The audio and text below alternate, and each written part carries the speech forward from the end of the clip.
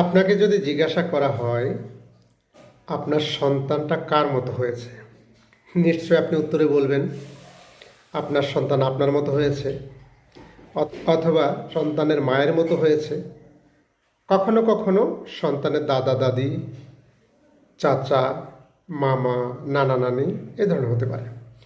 তবে সিংহভাগই সন্তান হয় তার বাবার মতো অথবা মায়ের মতো।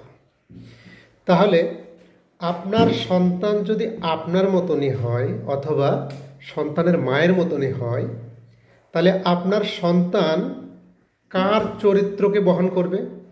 সেটাও নিশ্চয়ই আপনার চরিত্রকে বহন করবে। কারণ চেহারা শুরুতে যদি আপনার মতো হয় তাহলে নিশ্চিত তার চরিত্র বা অন্যান্য গুণাবলীও আপনারটাই বহন করবে।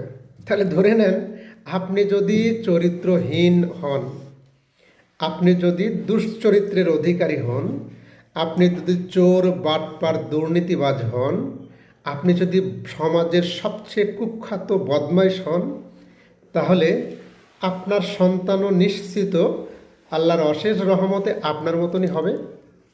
সুতরাং খুবই সাবধান ভাই, যাই করুন না কেন নিজের চরিত্র নৈতিকতাকে ঠিক রাখুন।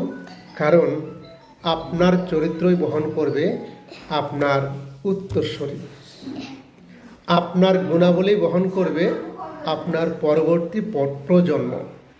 তো নিজেকে চরিত্রবান হিসেবে প্রতিষ্ঠিত করুন, সৎ এবং সঠিক পথে নিজেকে পরিচালিত করুন।